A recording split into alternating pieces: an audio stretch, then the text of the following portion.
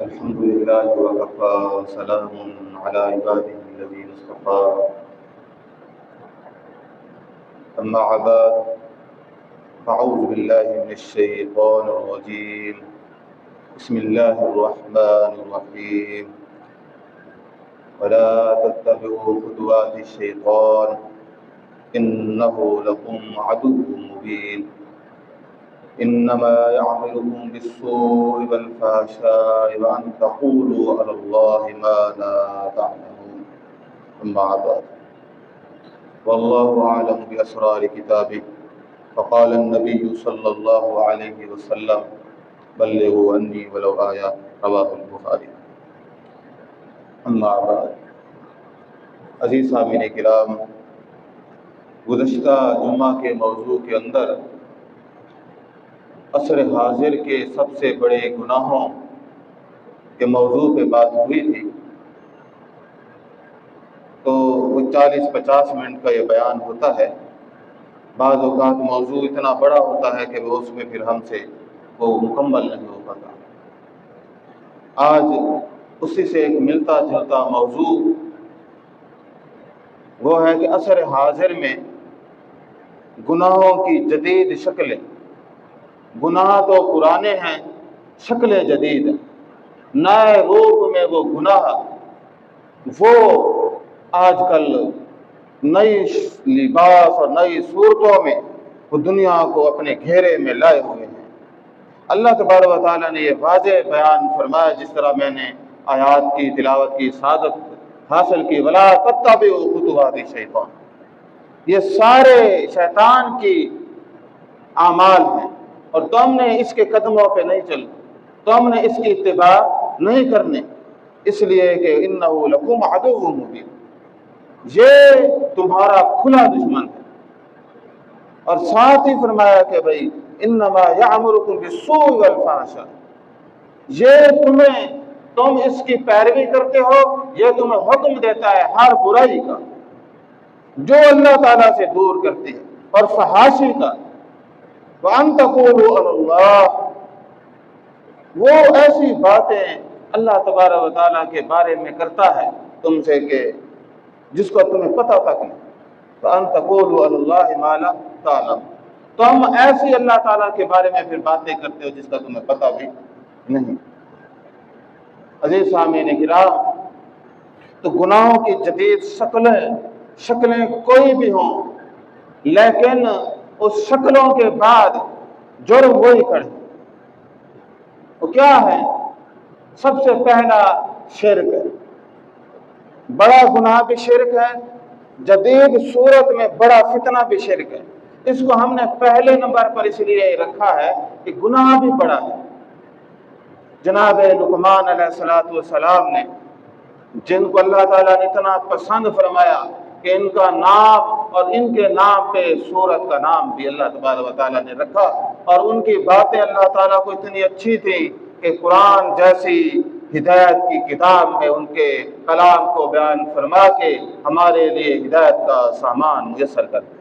فرمایا وَإِذْ قَالَ لُقْمَانُ لِابْنِهِ وَهُوَ يَعِظُهُ، جب جناب لقمان علیہ السلام نے اپنے لخت جگر اپنے بیٹے سے نصیحت کی، کہنے لگے یا بنیا لا تشرک باللہ، اے میرے لخت جگر اللہ کے ساتھ شرک نہ کرنا.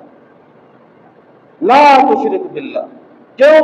ان الشرک لظلم عظیم، شرک ظلم عظیم ہے. شرک سب سے بڑا ظلم ہے. کوئی چھوٹا موٹا گناہ نہیں، چھوٹی موٹی گستاخی نہیں. ان الشرک لظلم عظیم، سب سے بڑا ظلم ہے. شرک سب سے بڑا جرم ہے، سب سے بڑا گناہ ہے، سب سے بڑی جہالت ہے، سب سے بڑی جو ہے انسان کی ہٹ درمی ہے. یہ شرک سب سے بڑی ناانصافی، سب سے بڑی بے حسی، سب سے بڑی بے عقلی، اور سب سے بڑی جو ہے اس کی جو ہے بدقسمتی ہے کہ انسان شرک کرے. شرک سب سے بڑا گناہ ہے، اتنا بڑا جرم ہے. تو فرمایا کہ ان الشرک لظلم عظیم، اتنا بڑا یہ ظلم عظیم ہے وہ ہستی جو رحیم ہے، جو کریم ہے، جو غفار ہے، جو عزیز ہے، وہ ایسی ہستی جس کی رحمتیں، جس کا فضل، جس کا کرم کوئی جو ہے اندازہ نہیں، وہ ایسی ہستی کہ اپنے ماننے والوں کو بھی دیتی ہے، نہ ماننے والوں کو بھی دیتی ہے، وہ ایسی بے نیاز ہستی کہ جو خطائیں دیکھتا بھی ہے عطائیں کم نہیں کرتا، وہ ذات جو رحیم و کریم ہے، لیکن وہ فرماتی ہے کہ ان اللہ لا یغفر ان یشرک بہ ویغفر ما دون ذلک لمن یشاء۔ ذات باری تعالیٰ یہ فرماتی ہے کہ یقیناً اللہ تعالیٰ اس شخص کو معاف نہیں کریں گے کہ جس نے شرک کیا اس کی ذات کے ساتھ۔ وہ جو رحیم ہے، جو کریم ہے، جو غفور ہے، جو مہربان ہے، جو بے نیاز ہے، جس کے فضل اور کرم کا کوئی اندازہ نہیں، جس کی رحمتوں کے سائے میں پوری کائنات پنپ رہی ہے، فرمایا کہ ہم اس کو معاف کس کو نہیں معاف کریں گے؟ تو اتنا رحیم ہے، تو اتنا کریم ہے، معاف کیوں نہیں کرے گا؟ فرمایا یہ جرم اتنا بڑا ہے، ان اللہ لا یغفر ان یشرک بہ، فرمایا کہ جس نے میری ذات کے ساتھ شرک کیا، اللہ کے ساتھ شرک کیا، فرمایا کہ اس کو وہ معاف نہیں کرے گا۔ وَيَغْفِرُ مَا دُونَ ذَلِكَ لِمَن يَشَاءُ، اس کے سوا جس کو چاہے وہ معاف کر دے۔ یعنی یہ شرک اتنا بڑا گناہ ہے کہ جس کو پہلے اللہ نے بتا دیا ہم رحیم بھی ہیں، ہم کریم بھی ہیں، ہم مہربان بھی ہیں، لیکن اس کو معاف نہیں کریں گے شرک کو، بلکہ فرمایا کہ وَيَغْفِرُ مَا دُونَ ذَلِكَ لِمَن يَشَاءُ، جس کو چاہے ہم معاف کر دیں۔ وَمَن يُشْرِكْ بِاللَّهِ فَقَدْ ضَلَّ ضَلَالًا بَعِيدًا، جس نے شرک کیا وہ ضلالت اور گمراہی کے کیا ایسے گڑھے میں بہت دور جا گرا۔ بندہ کسی کھائی میں گر جائے، بڑے پہاڑ سے اندر کئی کلومیٹر کھائیوں میں گر جائے تو فرمایا تو نکل سکتا ہے، کس سیڑھی سے نکلے گا؟ کسی سے بھی۔ تو فرمایا کہ ایسا شخص تو بھئی شرک کو چھوٹا نہ سمجھے، شرک کوئی عام بیماری نہیں، شرک کوئی ایک مسلک کا مسئلہ نہیں، یہ کفر اور اسلام کا امتیاز ہے۔ شرک نے فیصلہ کرنا ہے کہ آپ کس طرف ہیں، یہ کوئی چھوٹی بات نہیں، شرک بڑا گناہ ہے، ان الشرک لظلم عظیم، اس کے بارے میں اللہ تعالیٰ نے پہلے بتا دیا کہ وَمَن يُشْرِكْ بِاللَّهِ فَقَدْ حَرَّمَ اللَّهُ عَلَيْهِ الْجَنَّةَ، جس نے اللہ تعالیٰ کے ساتھ شرک کیا اس کے اوپر اللہ تعالیٰ نے جنت حرام کر۔ بھئی آپ بتائیں جس پر اللہ کی جنت حرام ہو جائے، اس پر اللہ کی مغفرت نہ ہو، ایسا شخص گھاٹے میں ہے یا نہیں ہے؟ اس لیے شرک سب سے بڑا گھاٹا ہے، شرک سب سے بڑا نقصان ہے، شرک سب سے بڑی بدقسمتی ہے، شرک سب سے بڑی ناکامی۔ اگر یہ ہو گئی جنت بھی حرام، مغفرت سے بھی دور، فرمایا یہاں جو پھرے گا وہ ایسا ہے۔ اللہ نے فرمایا اے ایمان والو یا ایھا الذین آمنوا انما المشرکون نجس، اے صاحب ایمان لوگو، مشرک کیا ہے؟ وہ نجس ہے، ناپاک ہے۔ عزیز سامعین کرام، اب بات ذرا غور کرنے کی ہے کہ آپ سب حضرات بیٹھے ہیں، تنہائی میں بھی غور کیجئے گا کہ جو ہستی کے خزانے اور رحمتیں لامحدود ہوں، اس ہستی سے امید کا دامن توڑ دینا کتنی بڑی نالائکی ہے۔ اللہ تعالیٰ نے ایک سوال پوچھا ہے، آپ نے دل سے اس کا ضمیر کے پیمانے کو کے اوپر آپ نے اس کا جواب دینا ہے۔ اللہ تعالیٰ نے فرمایا بڑا سادہ سا آسان سا سوال ہے، الیس اللہ بکاف عبدہ، کیا اللہ تعالیٰ اپنے بندے کو کافی ہے یا نہیں ہے؟ کیا آپ کو اللہ تعالیٰ کافی ہے یا نہیں ہے؟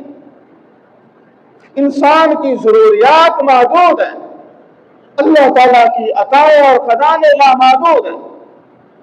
اس کو یہ اس جیسوں کو کتنوں کو ابھار رہا ہے۔ ایک مومن کا کیا جواب ہوگا؟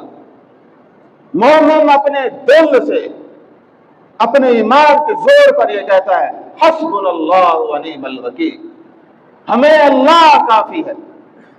کیا کافی ہے؟ اللہ تعالیٰ ہمیں کافی ہے، حسبنا اللہ، تمہیں تمہارے مشکل کشا تمہیں مبارک ہو، مجھے میرا رب کافی ہے، صرف مجھے نہیں ہم سب کو کافی ہے، حسبنا اللہ و نعم الوکیل، کیونکہ یہ مشکلیں چھوٹی ہیں، مشکلات کو دور کرنے والا بڑا ہے۔ یہ مت کہو خدا سے میری مشکلیں بڑی ہیں، ان مشکلوں سے کہہ دو میرا خدا بڑا۔ یہ وقتی تکالیف ہیں، لیکن مومن اگر ثابت قدم ہو جائے تو فرمایا کہ پھر وہ ایسے انعامات حاصل کرے گا کہ بس اس کی کوئی حد نہیں۔ عزیز سامعین کرام، شرک کو چھوٹی بیماری نہ سمجھیے، شرک کوئی چھوٹا جرم نہیں، شرک ہو گیا توبہ نہ کی سب سے بڑی ناکامی ہے، اتنی بڑی ناکامی ہے کہ اس شرک کی نحوست میں جتنے مرضی آپ عمل کریں وہ عمل ہو، حج کر لیں ابو جہل کی طرح بے شمار حج کر لیں اور ابو لہب کی طرح خانہ کعبہ کے متولی بن جائیں، شرک ایسا ہے۔ اللہ تبارک و تعالیٰ نے قرآن مجید میں بعض بڑی سخت آیات نازل کی، ان میں ایک یہ ہے لئن اشرکت لیحبطن عملک۔ پیغمبر کی ہستی جو معصوم عن الخطا ہے، اللہ کی سب سے زیادہ قریب ہے، یہ قربت ایمانی ہے، یہ میت ایمانی میں رہنے والی ہستی ہے، لیکن فرمایا کہ کوئی ہستی اتنی بڑی ہو، اتنی بڑی قربتیں ہوں، اگر وہ شرک جیسا ظلم، شرک جیسا جرم، شرک جیسا کبیر یہ معاملہ، شرک جیسی بے انصافی اور شرک جیسی توہین کر لے تو فرمایا کہ ہم اس کی زندگی کے سارے اعمال ضائع کر دیں، ان اعمال کی کوئی حیثیت نہیں رہی۔ تو بھئی شرک کو کوئی معمولی نہ سمجھیے، عصر حاضر کے اندر صرف بت پرستی، قبور پرستی ہے، اس طرح کے جو ہے شرک آفات یہ صرف نہیں، بلکہ موجودہ دور میں اس کی جدید شکلیں بھی ہیں۔ کیونکہ ہمارا موضوع عصر حاضر کے اندر گناہوں کی جدید شکلیں، تو سب سے پہلی آج کے اس معاشرے میں جو رائج ہے وہ ہے نفس پرستی۔ نفس پرستی، پہلے انسان نفس پسند ہوتا ہے، نفس پسندی سے نفس پرستی کی طرف وہ چلتا ہے، اور ایسا وہ گرتا ہے، وہ کہتا ہے بس میری مرضی، وہ کسی الوہی ضابطے کو بروئے کار نہیں لاتا۔ ایک طرف اللہ کا حکم ہے، شریعت کے اصول ہیں، دوسری طرف اس کا نفس ہے، وہ ہر بغاوت کرتا ہے، کہتا ہے کوئی الوہی قانون میرے سامنے ٹک نہیں سکتا۔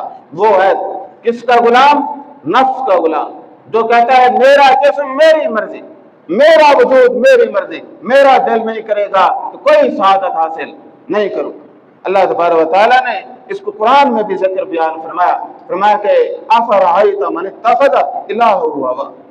نبی کریم صلی اللہ علیہ وسلم کو فرمایا گیا کیا بھلا آپ نے ایسے شخص کو دیکھا ہے جس نے ہوائے نفسانی کو الہ بنا دیا، جس نے وہ نفس پرست ہے۔ مکہ کے اندر بت پرست تو تھے، صنم پرست تو تھے، لیکن کوئی ایسا آدمی تھا جو کہتا ہو کہ میری عبادت کرو، میں خدا ہوں، اپنی الوہیت کے دعوے کرتا ہو، یا یہ کہتا ہو انا ربکم الاعلی، کوئی فرق نہ تھا۔ تو یہ کون تھا؟ یہ وہ نفس پرست لوگ ہیں جو جن کا نفس، وہ نفس کے غلام ہیں، وہ نفس کے بندے ہیں، بس وہ انہیں اپنے نفس کی تسکین چاہیے جس سے بھی حاصل ہو جائے۔ اس نفس کی تقسیم کے لیے، تسکین کے لیے وہ کسی گناہ سے ٹلتے نہیں، وہ کسی بغاوت سے، اللہ تعالیٰ کے قانون سے ہٹتے نہیں۔ تو یہ وہ مادہ پرست لوگ ہیں کہ نفس پرست لوگ ہیں، نفس پسندی اور پھر نفس پرستی میں گرفتار۔ تو ہم نے دیکھنا ہے کہ جب اللہ کا حکم آتا ہے تو میں اللہ کے حکم پہ لبیک کہتا ہوں، میں حقیقت میں اس کا عبد بنتا ہوں، یا پھر میں نفس کا بندہ بن جاتا ہوں۔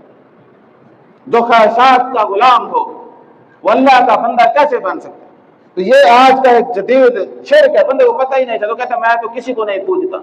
تو کسی کو نہیں پوجتا تو خود کو پوجتا، تو اللہ کے مقابلے میں خود کو لاتا ہے، تو نفس پرست ہے۔ تیرا دل چاہتا ہے تو حرام بھی کھا لیتا ہے، تیرا دل چاہتا ہے تو ہر بغاوت اللہ کے آگے ڈٹ جاتا ہے، جو تیرا نفس کہے اسی کی اتباع کرتا ہے۔ تو یہ آج کی شرک کی ایک جدید شکل ہے، نفس پرستی۔ زمانہ قدیم میں بھی تھی، آج بھی سیکولرزم کے نام پہ یہ سارا کچھ اور دین سے دوری، پھر انسان کیا کرتا ہے؟ اپنے خواب بناتا ہے، ساری زندگی ان بےہودہ معاملات میں اپنی گزار دیتا ہے۔ دوسرے نمبر پر جو جدید شرک کی قسم ہے اسے کہتے ہیں ہیروئزم۔ وہ کیا کرتا ہے انسان؟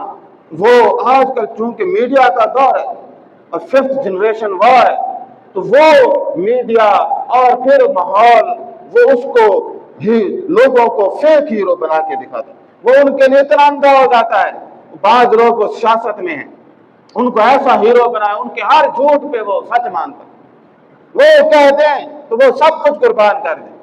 اسی طرح وہ مذہبی لوگ بھی ہوتے ہیں، سیاسی بھی ہوتے ہیں، مذہبی بھی ہوتے ہیں، اور کسی کا خود کا کھڑا ہوا صنم بھی ہو سکتا ہے۔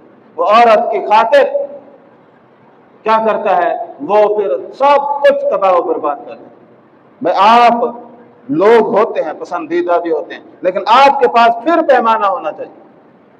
تو پیمانہ ہوتا ہے نا، صحیح اور غلط کا پیمانہ، جہاں لوگ بولتے ہیں پھر جماعتیں بولتے ہیں، اور آپ دیکھ رہے ہیں جتنے حق کے نام پر کھڑی ہیں، کوئی جماعت آج تک اپنی غلطی مانی ہے؟ اس نے کہا کہ فلاں حضرت نے ہماری جو تھے یہ فلاں بات غلط کی تھی، وہ جانتے ہیں غلط ہے، وہ مانتے بھی ہیں، لیکن وہ دل میں وہ طویلیں کر کے ان کو اسلام سے زیادہ اپنے فرقے پسند ہیں، اس لیے وہ ڈٹ کے کھڑے ہیں۔ تو بھئی یہ سارے اسی کی قسمیں ہیں، ہیرو شپ، ہیرو ورشپ اس کو کہتے ہیں، اور یہ انسان جو ہے ان کے اندر گرفتار ہے۔ تو یہ کوئی بھی انسان آئیڈیالوجی لے لیتا ہے، بس اسی کے پیچھے وہ پڑا رہتا ہے اندھا دھند، بس ان کی ہر بات چاہے وہ کوئی بھی ہو بس آمین۔ دوسرے نمبر پر ہے مٹیریلزم، مادہ پرستی، مادیت پرستی۔ یہ بھی شرک کی ایک نئی قسم ہے، ماضی میں بھی تھی، آج تو یہ عام ہے۔ وہ کیا ہے؟ پیسہ سب کچھ ہے، یہ جملہ نہیں، یہ کفر ہے، پیسہ ہی سب کچھ ہے، اور اس پیسے کو پانے کے لیے وہ ہر قانون توڑتا ہے، شریعت کی ہر جگہ دھجیاں اڑاتا ہے، نہ وہ ضمیر نہ ایمان، وہ ان کا بھی سودا کر دیتا ہے، ہر بری سے بری راہ کو وہ اختیار کرتا ہے۔ کس کو پانا چاہتا ہے؟ پیسہ، مادیت پرستی، مٹیریلزم۔ یہ جو انسان ہے یہ بھی اسی کیٹیگری کو بنا، اس کا صنم کیا ہے؟ لا الہ الا الوطن، پیٹ کے سوا کوئی خدا نہیں، بس پیٹ ہی خدا ہے۔ کیا چیز ہے خدا؟ بس پیسہ چاہیے، وہ اس کے لیے کوئی قانون نہیں، نہ اس کے لیے اخلاقی قانون نہ الوہی قانون اس کو کیا روک سکتا ہے۔ عزیز سامعین کرام، دولت پانے کے لیے آپ ضمیر بیچ دیں، ایمان بیچ دیں، اخلاق بیچ دیں، حلال و حرام، جائز ناجائز ہر شے کو توڑ دیں، تو پھر پیسہ ہی خدا ہوگا نا، اور کیا ہوگا؟ دولت کی خاطر، شہرت کی خاطر، طاقت اور منصب کی خاطر، ہمارے آپ مثال زیادہ ٹائم بھی نہیں ہے ہمارے پاس کھل کے بات کرنے کا، جواز بھی نہیں ہے، تو لوگ دیکھے سیاست میں وہ ملک کو داؤ پہ لگا دیتے ہیں اپنے منصب کے لیے، وہ ضمیر کو، ایمان کو بھی داؤ پہ لگا دیتے ہیں، لیکن انہیں جو چیز چاہیے وہ منصب چاہیے، وہ دولت اور طاقت چاہیے۔ ہر جگہ یہی ہے، کوئی مثال ایک دو بندوں کی بات نہیں، پورے معاشرے کی یہی کہانی ہے، بس کچھ کو موقع مل گیا ہے، باقیوں کو موقع نہیں ملا، باقی وہ ٹارگٹ وہی ہے، فکر وہی ہے کہ پیسہ ہی سب کچھ ہے۔ تو یہ جو مادیت پرستی ہے یہ شرک ہے اور کفر ہے، کہ انسان پیسے کے لیے ایمان بیچ دیتا ہے، انسان پیسے کے لیے شریعت کو توڑ دیتا ہے، شریعت کی تقاضوں کو پوری طرح ختم کر دیتا ہے، تو یہ بھی ایک قسم کی کیا ہے؟ غلطی یا کفر ہے۔ تو بھائی آپ نے یہ فیصلہ کرنا ہے، پچھلے خطابات میں بھی میں نے ایک بات ہے، یہ پیمانہ کس طرح سیٹ ہوگا؟ سب سے پہلے آپ نے اس بات کو سوچنا ہے کہ میری زندگی میں سب سے زیادہ محبوب مجھے کیا ہے، اور یہ فلمی یا اہم بات نہ کرے، ضمیر، دل اور ماضی کو ثبوتوں کو سامنے رکھتے ہوئے کریں کہ میری زندگی میں سب سے زیادہ محبوب کون ہے۔ جب وہ دیکھے گا تو اس کو لگے گا کہ میں نے ہمیشہ اپنے وجود کو محبوب رکھا ہے، میں نے اپنی اولاد کو آگے رکھا ہے، शरीयत दीन इनको मैंने जूते की नोक पे रखा है, और मुझे मेरा रब महबूब नहीं है, मुझे नफ्स महबूब। क्या चीज है? और मोमिनों के बारे में फरमाया वल्लज़ीना आमनू अशद्दु हुब्बन लिल्लाह। ईमान वाले कौन लोग हैं? जो अल्लाह ताला से शदीद मोहब्बत करते हैं। इसी पैमाने को रखे कि मैं अल्लाह से ज्यादा मोहब्बत करता हूँ या अपनी जात से करता हूँ, या दौलत से ज्यादा मोहब्बत करता हूँ, या अपनी औलाद से करता हूँ, पता फौरन चल जाएगा कि मैं कौन हूँ। जिसका मोहब्बत का गलबा अल्लाह ताला पर है और बाकी कोई हस्ती उसके बराबर नहीं लाता, वो तो साहिब ईमान बंदा है। बाकियों को अपने ईमान की फिक्र करनी चाहिए। ईमान का तकाजा यह है अल्लाह ताला से ना सिर्फ मोहब्बत की जाए, शदीद मोहब्बत की जाए, उसके लिए अपनी जान माल हर शय कुर्बान कर दे, लेकिन उसके लिए जो है चीजों को यह न करे कि इतना ऊपर ले जाए और अल्लाह का ईमान भी फारसेल कर दे। अज़ीज़ सामीन इकराम, ये भी एक तरह का मामला है जिसका भी हमने गौर और फिक्र करना है कि मैं मादा परस्त हूँ, नफ्स परस्त हूँ या खुदा परस्त हूँ। मैं क्या हूँ? मैं अल्लाह की इबादत करने वाला हूँ, नफ्स की पूजा करने वाला हूँ, पैसे का गुलाम हूँ। चाहता क्या हूँ? जब तक उसकी डायरेक्शन का उसे पता नहीं होगा क्या हासिल करें। एक और असर हाजिर का बड़ा गुनाह है, उसे कहते हैं लीगलिज्म। आइन कानून वाला है, पार्लियामेंट इज सुप्रीम। भाई पार्लियामेंट सुप्रीम है, अल्लाह का कानून की भी कोई हैसियत है? वो अल्लाह का कानून सुप्रीम है। देखें, ये एक लाजमी चीज है, किसी घर को चलाने के लिए, इदारे को चलाने के लिए भी कवानीन का मुरत्तब होना जरूरी है। तो ज़ाहिर है मुल्क को भी चलाने के लिए कवानीन का होना जरूरी है, लेकिन कवानीन का मुसलमानों के लिए, हम नहीं कहते कि काफिरों पर इस्लामी कवानीन लागू करें, नहीं, हम ये नहीं कहते, लेकिन एक मुसलमान के लिए कवानीन की फराहमी जरूरी है। हमारी जबकि आबादी की अक्सरियत मुसलमानों पे मुहित है, तो हमारा आइन भी क्या होना चाहिए? वो इस्लामी होना चाहिए। उसके लिए शरायत है, मेजॉरिटी हो फिर आइन में तरमीम हो सकती है। मैं आपसे एक सादा सा इस्तफसार करता हूँ, हमारी अजीम पार्लियामेंट में मेजॉरिटी कौन से मजहब की है? बस सेनेटर कौन है? 99% मुसलमान है, शायद कोई मिनारिटी में 2-3 बंदे हो। तो अगर 99% मुसलमान हैं तो वो भी इस्लामी कानून पास नहीं कर सकते, इससे बड़ी नलायकी क्या होगी? हत्ता कि हमारे लिए एक इंतहा की मिसाल, शर्मिंदगी की बात है, असम्बली के अंदर एक हिंदू ने तकरीर की और उसने कहा कि वो पार्लियामेंट्री मेंबर था कि शराब के ऊपर पाबंदी लगाई जाए। तकरीर करने वाले कौन है? हिंदू हैं। शराब के ऊपर जो उम्मुल खबाइस है वो उसके ऊपर पाबंदी लगाई जाए, और हमारे मुअज़्ज़ज़ पार्लियामान के मेंबर वो क्या करते हैं? वो इसके खिलाफ वोट देते हैं, जो हर साल हज करते हैं। तो इससे बड़ा अलमिया क्या होगा कि हिंदू चाहे कि शराब खत्म हो, मुसलमान चाहे कि शराब हो, फलां है, ये है। और याद रखें ना, ईसाई मजहब में शराब की कोई हैसियत है ना हिंदू मजहब में। ये यहाँ पे ड्रामे हैं, ईसाइयों के परमट हैं और फलां के हैं, उनका कोई मजहबी सिस्टम ही नहीं है। तो आप क्यों उनको, और है भी तबाही, सियत की तबाही, अकल और जिस्म की तबाही, अकल और शऊर की तबाही, अखलाक की तबाही। वो कोई ऐसी चीज तो नहीं है कि जो भाई बड़ी कोई ताकत वाली चीज है और बंदा शराबी बन जाए तो बड़ी उम्र पाता है, और शराबी आदमी का अकल बड़ा काम करता है। आपके सामने देख रहे जितने शराबी लोग होते हैं वो जल्दी ही मरते हैं, और वैसे भी अखलाकी तौर पर, ईमानी तौर पर लोग तबाह लोग होते हैं। लेकिन नहीं जी, तो ये जो आइन है, आइन सुप्रीम है, तो भाई ये सुप्रीम भी किसके ताबे होगा? आप इसको तो सुप्रीम मानते हैं, लेकिन आप पहले मुसलमान हैं या पाकिस्तानी हैं? भाई हम पहले पाकिस्तानी नहीं, बल्कि क्या है, हम पहले मुसलमान हैं, बाद में पाकिस्तानी हैं। हमें मुसलमान होने पे फख्र है, जहां हम आजाद हैं इस पर भी हमें फख्र है, लेकिन हमारे लिए असल फख्र क्या है? मुसलमान होना।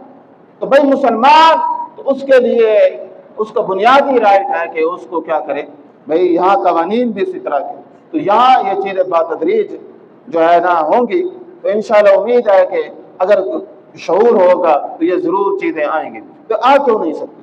ہمارے ہاں لوگ ایکسفورڈ سے بھی پڑھے ہوئے ہیں، HE سے پڑھے ہوئے ہیں، بڑے ویل ایجوکیٹڈ لوگ ہیں، یہاں پہ بڑے پڑھے لکھے ہونے کا یہ ہے کہ بھئی وہ انگریزی فرافر بولتا ہو، ماڈرن ڈریس پہنتا ہو، اور اس کے بعد جو ہے وہ کرنٹ افیئر کا بھی وہ اس کو پتا ہو، یہ بڑے انٹلیکچوئل آدمی ہوتے ہیں، لیکن یہ دین سے کورے ہوتے ہیں۔ ہمارے ہاں جو اپر کلاس ہے، زیادہ تر لوگ آپ دیکھ لیں تو دینی شعور ہے ہی نہیں، بس وہ انگریزی کتابیں، انگلش ہسٹری اور بس یہی۔ پھر ان کے ذرائع دیکھ لیں، وہ سود کو حرام ہی نہیں سمجھتے، دین سے بھی دوری، رزق کی بھی خرابی۔ پھر آپ دیکھ لیں جو طاقتور لوگ ہیں انہی کے تو یہ سارے کمالات ہیں کہ پسماندگی وغیرہ سارا کچھ، نیچے والوں کو بھی کوئی شعور تو ہے نہیں۔ اس میں جب آپ دین سے بھی دور ہوں، رزق بھی گندا ہو، دونوں لوگوں پہ ظلم کر کے آپ پیسے کمائیں۔ ابھی یہ دیکھیں IPPs بجلیوں والے تو کتنی مثال نائلی ہے حکومت کی، اور سارا وہ ظلم کا پیسہ ایک غریب کی کتنی کمائی وہ کھینچ رہے ہیں، اور لیکن انہیں کوئی فرق نہیں پڑتا، اور ان کی عیاشیاں اور وہ پیسے کو سمیٹ رہے ہیں۔ نتیجہ کیا ہوگا؟ ایسے لوگوں کو ہدایت ملے گی؟ جو آدمی ظلم کا کمائے اور انسانیت پہ ظلم کرے، تو آپ کے خیال میں وہ کوئی دیندار بن سکتا ہے؟ وہ تو دین کو سے ہوا بھی نہیں لگ سکتا، زیادہ تو زیادہ کر وہ کوئی اس کو جوش آئے گا، بدتی شدتی بن جائے گا، باقی اس نے کیا کرنا ہے؟ شرکیہ کوئی جو ہے اس نے عمل کرنے ہیں، بدتے کر کے زندگی تباہ کر کے مر جائے گا۔ بس ظلم سے کمائی ہوئی دولت ہدایت کیسے حاصل؟ یہ تو بڑی خوش قسمتی ہوتی ہے کہ اس دل میں کوئی انسان ایمان کو سمجھتا ہو، عمل صالح۔ بھئی ان کے پاس تو دولتیں بھی بڑی ہیں، لیکن بدقسمت اتنے ہیں حلال نہیں کھا سکتے۔ بھئی کتنی بڑی بدقسمتی ہے، حلال نہ کھا سکتے۔ بھئی بندے کے پاس جانور ہوں، 200 بکریاں ہوں، اور 100 بھینس اور بیل اور گائے ہوں، اتنے جانور ہوں، تو وہ روز کتے کا گوشت کھائے، تو یہ اسٹوپڈ ہے یا نہیں ہے؟ کتنا بڑا یہ پاگل آدمی ہے کہ جس کے پاس اتنے جانور تھے اور وہ کیا کھا رہا تھا؟ وہ ڈاگ میٹ یا پھر وہ پگ کھا رہا ہے، خنزیر کو کھا رہا ہے۔ تو بدقسمت ہے نا؟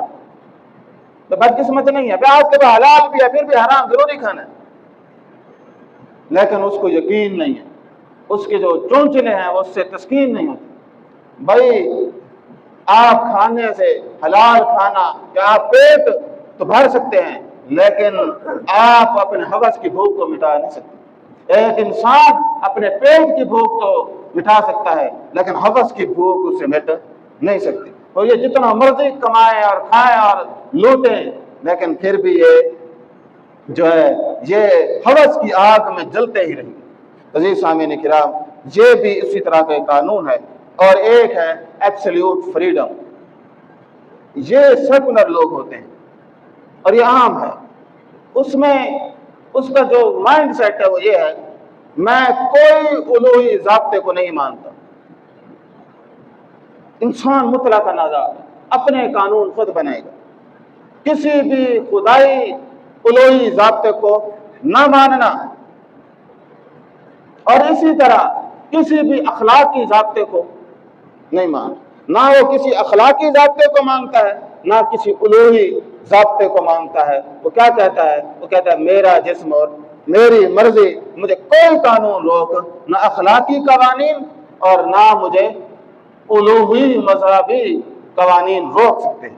تو یہ آدمی کسی قانون میں بلیو نہیں رکھتا، اور پھر ظاہر ہے کہ یہ بھی ایک اللہ تعالیٰ کے احکامات کا انکار کرنا۔ آپ ویسے کسی سے پوچھیں، کسی بڑے سے بڑے لبرل کو، وہ بھی یہ جرات نہیں کرے گا میں نہیں مانتا، کہ ہم مانتے بس میں کرتا نہیں، لیکن وہ عملی طور پر بڑے سے بڑے لبرل آپ دیکھیں نکاح ضرور کریں گے، یہ ضرور ہوگا۔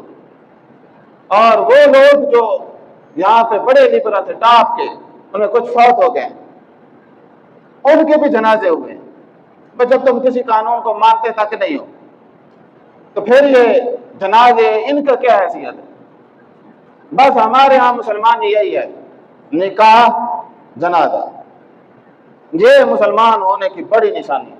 آپ کبھی کوئی عید شید پڑھ لیں، بس باقی رسمیں ہیں وہ فرقوں کی رسمیں، ان میں وہ شاید جہاد ہے جو بڑا بڑے جہاد کرتا ہو تو اس کا اپنی مرضی ہے، وہ پھر انہی کی پرواہ کرے، انہی کی خدمت کرے جن کا اسلام سے دور دور کا واسطہ نہیں، ان کی خدمتوں پہ لاکھوں روپے لٹاتا رہے اور بس وہی پل رہے ہیں اور وہ پنپ رہے ہیں۔ اسی طرح اللہ تبارک و تعالیٰ نے فرمایا کہ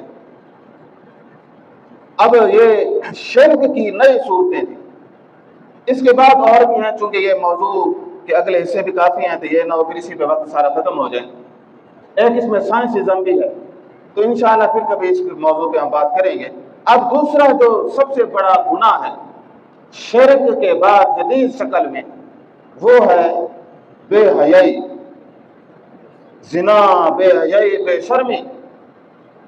اللہ تبارک و تعالیٰ نے فرمایا وَلَا تَقْرَبُوا الزِّنَا إِنَّهُ كَانَ فَاحِشًا سَاءَ سَبِيلًا۔ ذات باری تعالیٰ فرماتے ہیں وَلَا تَقْرَبُوا الزِّنَا، آپ نے زنا کے قریب نہیں جانا۔ زنا جیسے فعل یعنی ایک ہوتے کرنا، ایک اس راستے بھی نہیں جانا۔ تو ملتان جانا ہے تو یہاں سے پہلے مین روڈ پہ جانا پڑے گا نا، اڈے پہ، اور پھر تو فرمایا کہ تم نے اس کے راستے پہ بھی نہیں جانا، قریب بھی نہیں جانا۔ وَلَا تَقْرَبُوا الزِّنَا إِنَّهُ كَانَ فَاحِشًا، یہ فحاشی ہے۔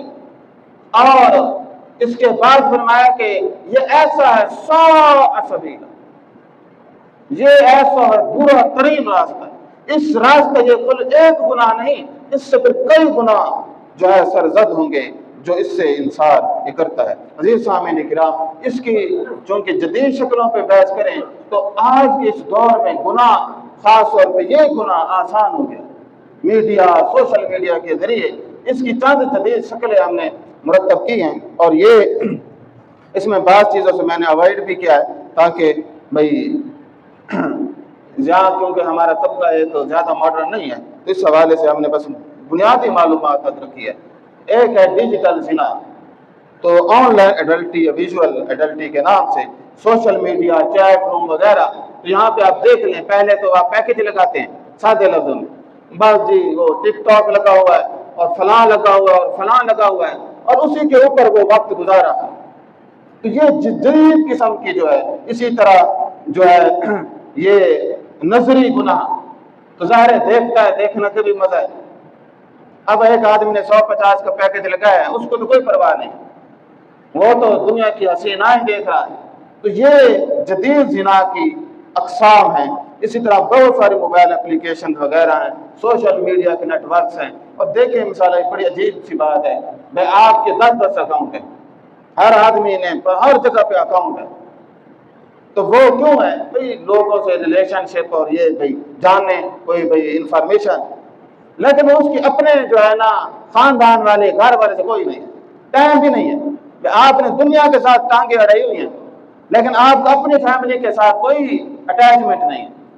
بھائی آپ کو دنیا کی خبریں ہیں، سوشل میڈیا نا خبریں دنیا کی ہیں، لیکن آپ کے پاس اپنی فیملی کے لیے ٹائم نہیں ہے۔ تو موجودہ صورت میں جو زنا کی یا بے حیائی کی جدید شکلیں ہیں، وہ جتنے آپ ماڈریٹ ہوتے جائیں گے، جتنے آپ مثال پڑھے لکھے ہوتے جائیں گے اور ہائی سوسائٹی میں جاتے ہیں، اس کی شکلیں بدلتی جائیں گی۔ تو ایک ہے جس کا پہلے انعقاد یورپ میں، امریکہ میں ہوا، وہ ہے کہ لیونگ ٹوگیدر وداؤٹ میرج، بھائی شادی کے بغیر رہنا۔ ہمارے ہاں میڈیا کا ایک منفی بھرپور کردار رہا ہے، لیکن سٹیپ وائز رہا ہے، وہ تدریج، پہلے دوپٹہ تھا، پھر دوپٹہ سر کا، پھر جو ہے نا سینے پہ آیا، اب سینے سے بھی غائب ہے اور ایسا ایسا کندھے بھی چھوٹے ہو رہے ہیں، اور پھر 20-30 سال بعد آپ دیکھیں گے کہ یہ منظر نامہ اور صورت ہوگا۔ تو بھائی میں آپ کو رشتوں کی حقیقت کے بارے میں پہلے عرض کروں، انسان ایک ایسی مخلوق ہے کہ آپ کا بچہ پیدا ہوتا ہے، آپ کوئی فارم فل نہیں کرتے، ہاں جی بیٹے کی شکل یہ ہو، بیٹا ہو یا بیٹی ہو، یہ خصوصیات ہو، یہ موبائل تو نہیں خرید رہے، اتنی ریم ہو، اتنا سب کچھ ہو، یہ خود آپ کی بائی چوائس نہیں ہوتی۔ ایک آدمی جب پیدا ہوتا ہے وہ پیدا ہونے والا فارم فل کرتا ہے، یا پہلے وہ بتاتا ہے کہ میں نے اس جگہ پیدا ہونا ہے۔ آپ بائی چوائس پیدا نہیں ہوتے، والدین کو اولاد، اولاد کو والدین، بہن بھائی بھی آپ اپنی مرضی سے ملتے ہیں، کچھ بھی آپ کی اپنی مرضی سے نہیں ملتا، حتیٰ کہ آپ اپنی اولاد کو اپنی مرضی سے نہیں کر سکتے۔ خواہش ہوتا ہے بیٹے کی بیٹی پیدا ہو جاتی ہے، خواہش ہوتی ہے اچھی اولاد کی بری پیدا ہو جاتی ہے۔ تو ایک انہوں نے ایک ایلیمنٹ ٹھونسا جس سے میری شادی ہونی ہے، کیا میں اسے جانوں نہ؟ کیونکہ مجھے اپنے والدین کے فیصلے پہ یقین نہیں۔ ہاں، اس میں آپ کو ایک بات بتاؤں، لڑکی کی خواہش بھی بڑی ضروری ہے، جس میں ایک ایلیمنٹ ضرور ہے کہ لڑکی کی بھی خواہش ہونی چاہیے، تو اس سے بھی پوچھا جانا چاہیے۔ زوری زبری فیصلے پہ نقصان بھی دیتے ہیں، لیکن لڑکی کو بھی بلیو ہونا چاہیے کہ میرے والدین میرے اس معاملے میں ایماندار ہے، وہ دیکھے ہر چیز کو۔ اب وہ کہتے ہیں میں اسے ملنا چاہتی ہوں، دیکھنا چاہتی ہوں، پھر ملنا چاہتی ہوں۔ اب چونکہ یہ یورپ سے پہلے انڈیا میں انہوں نے پروموٹ کیا، وہاں پہ زیادہ تر سیکولر لوگ ہیں، تو وہاں پہ افلام کے ذریعے، میڈیا کے ذریعے اب وہ کہتے ہیں ملنا نہیں، میں رہنا بھی چاہتی ہوں۔ اب ملنے کی جگہ رہنا آ گیا، اب رہنا چاہتے ہو 6 مہینے۔ امریکہ میں کتنے لوگ ہیں جو بچے بھی پیدا کریں شادی کے بغیر رہ رہے، جب تم شادی کو اتنا اہمیت نہیں دیتے۔ تو یہ بھی ایک طرح کا ایلیمنٹ ہے۔ اور بوائے فرینڈ اور گرل فرینڈ، اردو جیسی زبان میں اس کی کوئی اردو کو آپ کیا پیش کریں؟ تو اس طرح کی یہ فوش پھر افلام، مصنوعی ذرائع، آرٹیفیشل مینز اور عارضی نکاح، جس طرح نکاح ہوتا ہے MCR وغیرہ، یہ سارے زنا کی ایک نئی شکلیں۔ عزیز سامعین اکرام، اسی طرح جھوٹ اور فراڈ، یہ ڈیجیٹل دنیا میں موجودہ گناہوں کی نئی شکلیں آپ دیکھیں تو فرمایا کہ پہلے قرآن مجید نے جھوٹ کے بارے میں کیا کہا؟ فرمایا کہ فَلَا لعنت اللہ علی الکاذبین، پہلے تو لعنت کا تمغہ اللہ تعالیٰ نے دیا۔ اسلام میں مذاق میں بھی جھوٹ نہیں ہے، یہ بات یاد رکھیں، مزاح میں بھی جھوٹ نہیں ہے، جھوٹا مذاق بھی نہیں ہو سکتا۔ مزاح کے اور طریقے، جس طرح میں نے پچھلے جمعے پہ بیان کیا کہ نبی کریم صلی اللہ علیہ وسلم سے ایک عورت نے عرض کی کہ بھئی اے اللہ کے رسول، میرے لیے دعا کریں، میں بوڑھی عورت ہوں، میں جنت میں جاؤں گی۔ تو آپ صلی اللہ علیہ وسلم نے فرمایا بھئی بوڑھی عورت جنت میں جائے گی۔ تو وہ پریشان ہو گئے، بھئی یہ کیا ہے، بھئی میں کیوں نہیں جاؤں گی؟ تو آپ صلی اللہ علیہ وسلم نے آگے سے پھر فرمایا کہ بھئی جنت میں کوئی بوڑھا نہیں جائے گا، بلکہ کون جائے گا؟ جوان جائے گا۔ تو بوڑھی ہے، بوڑھے نہیں جنت میں جائیں گے، بلکہ کون جائیں گے؟ جوان جائیں گے، خوش ہو گئے۔ تو مزہ یہ ہوتا ہے، جھوٹ کی کوئی گنجائش نہیں۔ ہمارے ہاں وہ دنیا میں اپریل فول منایا جاتا ہے، تو ایک صاحب کی میں نے پوسٹ پڑھی تو اس نے لکھا کہ چونکہ ہم جھوٹ میں اتنے ہیں تو ہمیں کوئی سچ کا دن منانا چاہیے، آج کے دن ہم سچ بولیں، کوئی ایک دن طے کر لے، چلو ایک دن تو سچ بولے۔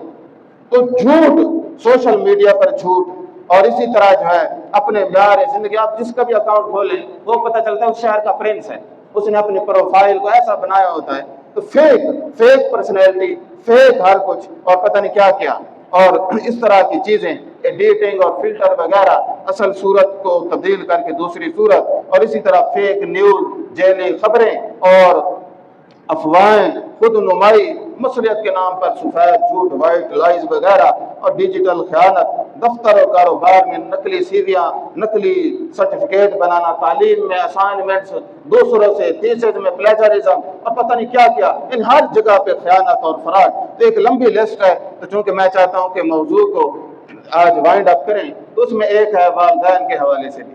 آج کے اس دور میں والدین کو نظر انداز کرنے، پہلے جی ماشاءاللہ جو آپ کا بیٹا پڑھا لکھا ہے نا، پہلا اس کا کیا ہوگا؟ وہ کہے گا مصروفیت کا بہانہ بنا کے والدین کو نظر انداز کریں، جبکہ وہ سوشل میڈیا اور دوسرے پلیٹ فارم پہ وہ اویل ہے، ان نون لوگوں سے کمیونیکیشن ہے، لیکن والدین کے لیے کچھ بھی نہیں۔ اور یہ یاد رکھیں، جب والدین بوڑھے ہو جائیں، اللہ تبارک و تعالیٰ نے یہ اصول بتایا، اما یبلغن عندک الکبر احدہما او کلاہما فلا تقل لہما اف ولا تنہرہما وقل لہما قولا کریما۔ جب ماں باپ بڑے بوڑھے ہو جائیں، دونوں میں سے کوئی ایک، پھر آپ کی ذمہ داری اور بڑھ جاتی ہے۔ پھر تو اتنی ہے کہ جب کہ وہ جذباتی بھی زیادہ ہو جاتے ہیں، چڑچڑے بھی زیادہ ہو جاتے ہیں، ناراض بھی زیادہ ہو جاتے ہیں، تو فرمایا کہ فلا تقل لہما اف، جس طرح یہ تمہاری اب پراپر ڈیوٹی ہے کہ تم ان کو اف تک نہ کہو، وہ جو مرضی کہتے رہیں، فلا تقل لہما اف، ان سے اف تک نہ کرنا، وہ غلط بھی ہوں گے کیونکہ مینٹلی صلاحیت تھوڑی رہتی ہے۔ وقل لہما قولا کریما، ان سے آپ نے کون سی بات کرنی ہے؟ انتہائی نرم۔ وہ تو اپنی دوائی کا فیصلہ بھی غلط کریں گے، وہ ڈاکٹر کا چناؤ بھی غلط کریں گے، تو آپ نے بی پیشنٹ، اب آپ نے صبر کا وہ منظر پیش کرنا ہے کہ وہ زندگی کے آخری لمحے میں ہیں تو کسی کرب میں وہ گرفتار نہ ہو جائیں۔ تو یہ ہر بندے کی ایک بنیادی ذمہ داری ہے फैसला साजी में वालिदैन को शामिल न करना, वालिदैन की किफालत में कोताही, घर को छोड़कर दूर जा बसना है, मैं फ्यूचर बना रहा हूँ। तो भाई ये एक लंबी स्टोरी है, अगर आपको सुनाएं तो फिर जब आप अपने फ्यूचर के लिए दूर हैं तो औलाद फिर आपको भी उधर फेंक के जाएगी कि आप फिर तन्हाई में ही गिरते जाएंगे। इसी तरह हसद और कीना और ढेर सारी चीजें। तो मैं आखिर में आपको आखिर इन बीमारियों का हल किया है। भाई ये तो सारे मसाइल है ना, तो इनका हल क्या है, सोल्यूशन क्या है? हमारे यहाँ जब शऊर की बात होती है तो ये जो एक सरकारी सलेबस है, ये किताब है, ये कहते हैं शऊर है। मैं भी मिसाल, मैं डॉक्टरेट कर रहा हूँ, तो कौन सी हम एजुकेशन दे रहे हैं, कौन सा शऊर है? मिसाल आप MSc मैथ हैं, कौन सा उसमें मजमून है जो आपको सिविलाइज बनाता है, स्किल सिखा सकता है, तरबियत नहीं करता? आप इंजीनियर हैं, बड़े इंजीनियर, मैकेनिकल, केमिकल, कौन सा सब्जेक्ट आपके अखलाक के लिए? कुछ भी नहीं, बल्कि किरदार साजी का मजमून, बल्कि सिरे से पता ही नहीं आज के लोगों को किरदार साजी भी कोई चीज है। तो भाई ये सारी चीजें, तो उसके लिए जब हम शऊर की बात करते हैं तो वो है कि जो उलूही अखलाकी ज़ाब्ते हैं, उलूही ज़ाब्ते, उनका जानना है, दीन का जानना है, ये एहसास पैदा करता है, ये शऊर पैदा करता है। तो भाई हर आदमी असर हाजिर के अंदर, क्योंकि हम नस्ली मुसलमान हैं, बाज़ाब्ता कोई इस्लाम का चाहे पता हो या ना हो, हैं तो मुसलमान, उसके लिए फिर इंसान गुनाहों में इतना गिरफ्तार हो जाता है वो अपना ईमान तक उसे पता नहीं। तो सबसे पहले ज़रूरत है शऊर और नॉलेज, वो आगाही जो इंसान को अल्लाह के करीब करती है, वो हकीकी इल्म जो दुनिया को कायम रखने का जरिया, वो तो तजदीद ईमान और अल्लाह तबारक व तआला से ताल्लुक ये लाजिम व मलजूम है। इसी तरह इल्म दीन और शऊर का फरोग, अच्छी सोहबत ये भी बड़ी जरूरी है कि सोहबत, ये भी सोहबत है। और अल्लाह तबारक व तआला ने कुरान मजीद में फरमाया, वस्बिर नफ्सक मअ अल्लज़ीना यदऊना रब्बहुम बिलगदाति वल इशी, तो फरमाया कि ये आपने अपने आप को उन लोगों के साथ रोके रखें जो अल्लाह ताला को सुबह शाम याद करते हैं, युरीदून वजहहू, वो अल्लाह ताला की खुशनुदी चाहते हैं। तो एक पॉजिटिव मुस्बत आजकल मिसाल बड़ा है कि औलाद और वालिदैन के दरमियान एक कम्युनिकेशन गैप होता है, बाप से वो बैठना पसंद नहीं करते, भागते हैं, और दुनिया में कोई बात, हालांकि आप बाप से भी कम्युनिकेशन करें, तो ये एक तरबियत की बड़ी कमी है हमारे मुआशरे में। तो ये जितनी भी बातें थी असल में सारी तफसील तलब थी, तो एक महफिल में तो इसका अहाता बड़ा मुश्किल है। तो हमारा जो आज का मौजूद था वो था असर हाजिर के अंदर गुनाहों की जदीद शक्ल। लेकिन सच पूछिए तो इसकी तो हमने 5% भी बात नहीं की, तो ये अपने अंदर बड़ी वुसअत रखता है। तो बहरहाल हर आदमी अपने आप को बेहतर बनाने की कोशिश करे। तो एक मुसलमान को बड़े मौके हैं कि वो अल्लाह ताला की कुर्बत को हासिल करे। तो हम सारे दोस्त अहबाब जो हैं कोशिश करें कि अपनी मसरूफियात में से ये वक्त निकालें कि जहाँ खुदा परस्ती, दीन का शऊर, ये चीज़ें हासिल हों। और अगर ये नहीं होगी तो हमारे एक दोस्त हैं, तो वो उनका बेटे ने सबसे महंगी तालीम पाकिस्तान बिकन हाउस में पढ़ा, तो उसने अपने बेटे से पूछा, भाई तुम वो दूसरे मुल्क जा रहे हैं तो क्या करोगे? कहता है पहला काम मैं करूँगा, मैं जिंदगी में पाकिस्तान आऊँगा नहीं। यानी वो इतना माशाल्लाह हाईली पढ़ा है, और पहला कहता है कि पाकिस्तान आने की मुझे जरूरत नहीं। तो उसने कहा यहाँ तो मैं रहता, कहता खर्चे भेज देंगे। मैंने कहा खर्चा भी ऐसे भेजेगा? तो यानी ये हमारी सबसे हाईली एजुकेशन, उर्दू भी पढ़ने नहीं आती। मैंने उससे कहा इसको उर्दू पढ़ा, वो कहते हैं इसकी कोई जरूरत नहीं है, हम इंग्लिश लिटरेचर को, क्योंकि नमाज चीजें दीन से कोई वाबस्तगी नहीं है, तो वो बस उनको हाई फाई चीजें, और बस तो उसका नतीजा क्या होगा? वो बाहर भी चला जाएगा, ऊपर से शायद बाप के मरने पे भी ना आए। तो इस तरह की तरबियत, तो जब तक ये जो दीन है ना, ये हमें एहसास, ये चीज़ें साबित करता है, तो हर आदमी जो है वो अपने बच्चों की तरबियत इसी तरह करे। तो हमारे दोस्त यूरोप में मेरे क्लास फेलो हैं, तो वो पढ़ाते हैं, तो वो कहते हैं कि हमारे पास पढ़ने ईसाइयों के बच्चे भी आते हैं, अब तलीम इस्लामी है। वो क्यों पढ़ाते हैं? वो देखते हैं कि भाई जो मुसलमानों के बच्चे हैं वो इज्जत करना, सलाम करना ज़्यादा है, तो ईसाई भी अपने बच्चों को कहते हैं तमीज़ तो सीखेंगे। तो वो फिर मसाजिद के अंदर जो है तमीज़ सिखाने के लिए, अखलाक सिखाने के लिए वो अपने बच्चों को भी भेजते हैं ताकि ये सीखें। तो हमें तो मुफ्त की तालीम मिल रही है, तो अगर हमने इसकी मिसाल की तो फिर अल्लाह तबारक व तआला ये हमें माफ़ करे। तो बहरहाल हर आदमी अपनी कोशिश करे, अल्लाह तबारक व तआला हम सब पर अपनी रहमत फरमाए।